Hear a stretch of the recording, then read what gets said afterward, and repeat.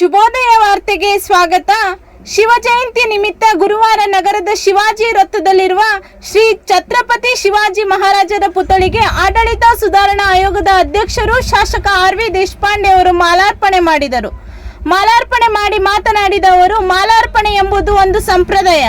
ಆದರೆ ಛತ್ರಪತಿ ಶಿವಾಜಿ ಮಹಾರಾಜರು ಒಂದೇ ಸಮಾಜಕ್ಕೆ ಸೇರಿದ ವ್ಯಕ್ತಿಯಲ್ಲ, ಎಲ್ಲ ಧರ್ಮವನ್ನು ಒಗ್ಗೂಡಿಸಿಕೊಂಡು ಸಾಮ್ರಾಜ್ಯವನ್ನು ಕಟ್ಟಿದರು.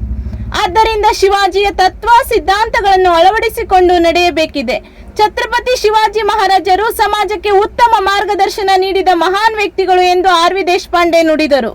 ಶಿವಜಯಂತಿ ಮಾಲಾರ್ಪಣೆ ಸಂದರ್ಭದಲ್ಲಿ ಬ್ಲಾಕ್ ಕಾಂಗ್ರೆಸ್ ಅಧ್ಯಕ್ಷ ಕೃಷ್ಣ ಪಾಟೀಲ್, ಅನಿಲ್ ಚೌಹಾಣ್, ಸತ್ಯಜಿತ್ ಗಿರಿ, ಉಮೇಶ್ ಬೋಳ್ಶೆಟ್ಟಿ, ಮಾಲಾ ಬ್ರಗಾಂಜಾ, ಸುವರ್ಣ ಮಾದಾರ್, ಮಾರುತಿ ಕಲ್ಬಾವಿ, ಫಯಾಜ್ ಶೇಖ್, ದೇಮಾನಿ ಸಿರೋಜಿ ಇದ್ದರು.